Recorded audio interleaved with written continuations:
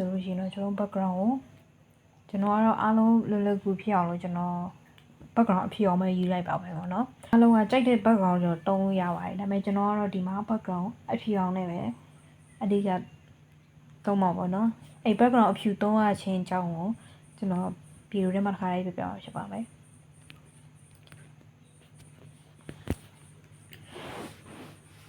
โอเค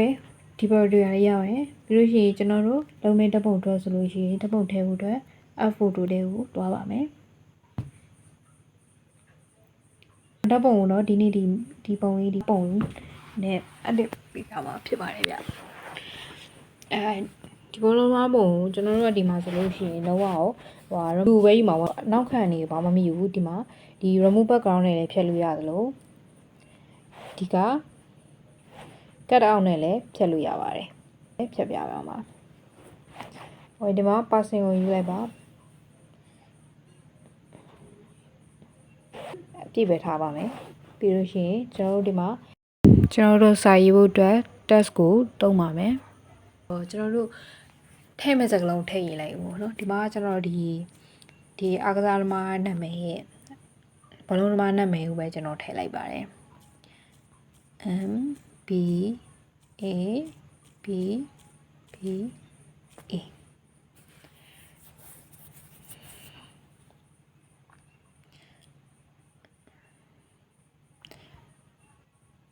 ဒီမှာတော့ကျွန်တော်ယူရှင်မဲကလာကို black ပဲတုံးထားတယ်ပြီးတော့နေ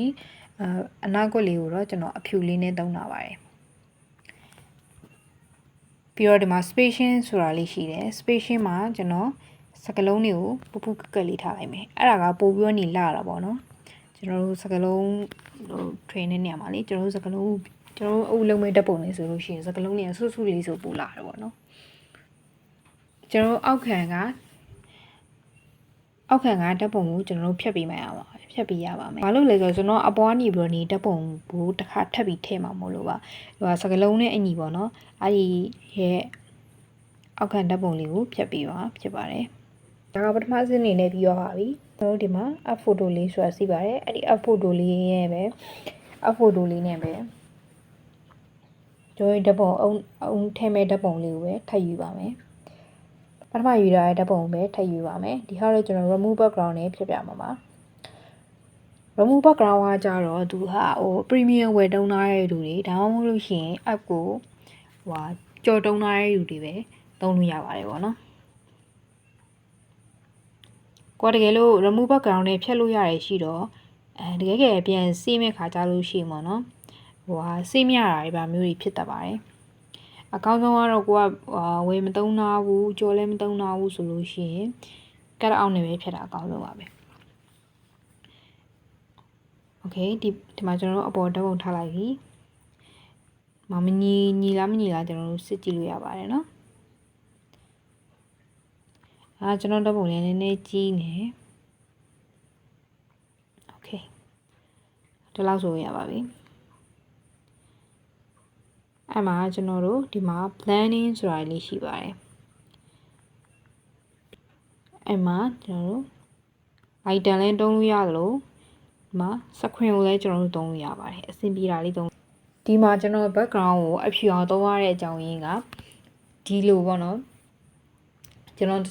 ခြား background နဲ့ကျွန်တော်စမ်းကြည့်တယ်ပေါ့နော်စမ်းကြည့်တော့သူကဟို screen ပဲဖြစ်လိုက်တယ်ပဲဖြစ်တခုခုနှိပ်လိုက်ပြီဆိုလို့ရှိရင်သူကအဲ့လိုမျိုးစာလုံးတီးတန်းမပေါ်ပဲနေပေါ့နော်ဘေးအနောက်ကဟာပဲတန်းပေါ်တာပေါ့အဲ့လိုမျိုးအဲ့လိုပေါ်ပဲနေစာလုံးတီးတန်းမဖြစ်နေဘူးပေါ့နော်အဲ့ဒါဆိုကျွန်တော်အားလုံးအလွယ်ဆုံးနည်းနဲ့ screen ဟို background ကိုအဖြူအောင်နဲ့ပဲတုံးခိုင်းတာပါတကယ်လို့ကိုကတခြားစမ်းကြည့်ရှင်လည်းရပါတယ်ပြီးတော့နေစကလုံးတွေကိုလည်း background စကလုံးတွေကိုလည်းဟိုကျွန်တော်တို့အမဲရွေးမသုံးမနဲ့တခြားစမ်းတုံးကြည့်ရင်လည်းရပါတယ်ဒီမှာကျွန်တော်တို့ဒီမှာ lighter ဆိုပြီးလိမ့်လိုက်လို့ရှိရင်ဒီဒဲပေါ်တာပေါ့နော်တတူပေါ်တယ်ဒဲပေါ်တယ်ဒါပေမဲ့ဘလို့ဖြစ်နေလဲဆိုတော့ဒီအစီအဟိုဟာတွေရပေါ့နော်အဒီဟာတွေကဗာလဲဆိုတော့လင်းနေဓာတ်ပုံကအရန်လင်းနေအရန်လင်းသွားရောအဲ့ခါကျကျွန်တော်အဲ့လိုဓာတ်ပုံလင်းရ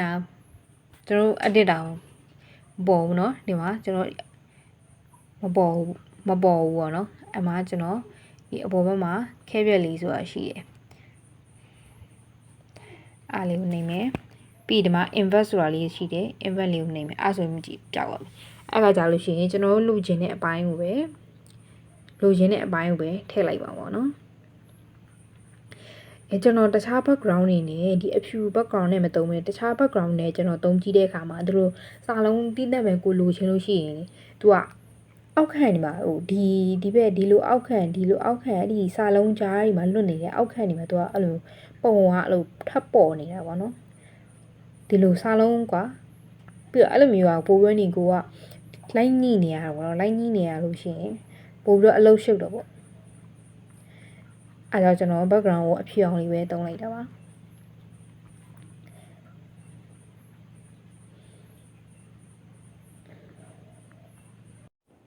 ကျွန်တော်တို့ဒါကဒုတိယအဆင့်အနေနဲ့ edit ပြီးတော့ပါပြီတကယ်လို့မိတ်ဆွေကဓပုံကိုပို့ပြောနေပို့ပြောနေခမမိုင်းပုံစံလေးပေါ့နော်ပြီးတော့ color ပိုင်းဆိုင်ရာစပို့ပြောနေပေါ့တည်တည်ကြကြဖြစ်ချင်တယ်ဆိုရင်ဒီမှာ effect ဆိုတာလေးရှိပါတယ်အဲ့ဒီ effect နဲ့လည်းသုံးလို့ရတယ်ကျွန်တော်တို့ဒီမှာ effect ကိုမသုံးတော့ပါဘူးကျွန်တော်ကဒီမှာ sticker လေးကိုသွားပါမယ်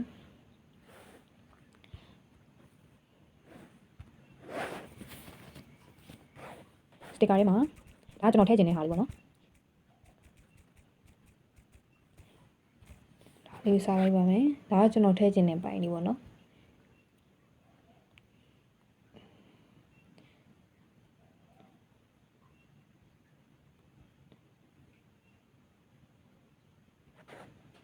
ပြေဗလန်နဲ့တွားမယ်စခွင်းကိုတုံးလိုက်ပါမယ်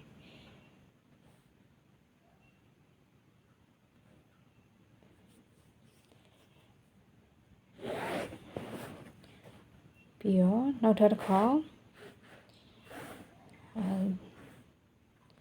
တစ်ကာလေးကိုတွားပါမယ်အဲ့ဒီစတစ်ကာထဲမှာကိုကထည့်ချင်တဲ့ background လေးပေါ့နော်ထည့်ချင်တဲ့စတစ်ကာလေးတွေထည့်လို့ရတယ်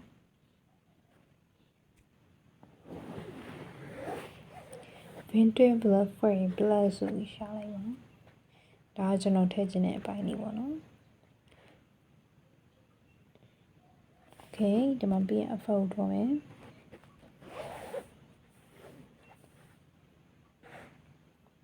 ဒါကမိတ်ဆွေတို့ထည့်ချင်တာထည့်လို့ရပါတော့နော်ဒီမှာadd photo လည်းရှိရယ်ပြီးဒီမှာ sticker ဆိုတာလည်းရှိရယ်ပြီးတော့ effect ဆိုတာလည်းရှိတာပေါ့နော်အဲ့မှာမိတ်ဆွေထည့်ချင်တာကြီးထည့်လို့ရပါတယ်ဗျကျွန်တော်ကတော့အားလုံးကိုလွယ်ကူနဲ့လို့ပြစေချင်လို့ဒီလောက်နဲ့ရေးလိုက်ပါတယ်ဒီမှာ save ဆိုတာလေးစိတ်လိုက်လို့ရပါတယ်အားလုံးကိုကျေးဇူးတင်ပါတယ်ဗျကျွန်တော်ရဲ့ YouTube channel လေးကိုလည်းအလည်လာဖို့အတွက်ဖိတ်ခေါ်ပါတယ်ကျွန်တော်အကောက်က YouTube Instagram TikTok Facebook မှာရှိပါတယ် BOLOPHY Bolofi ဆိုတဲ့နာမည်ရေးစားလို့ရှိရင်တွေ့ပါတယ်ကျွန်တော် YouTube မှာဗီဒီယိုတွေအများကြီးတင်ထားပေးပါတယ်ခင်ဗျလာရောက်ဖိတ်ခေါ်ကြည့်ဖို့ဖိတ်ခေါ်လိုက်ပါတယ်ဗျ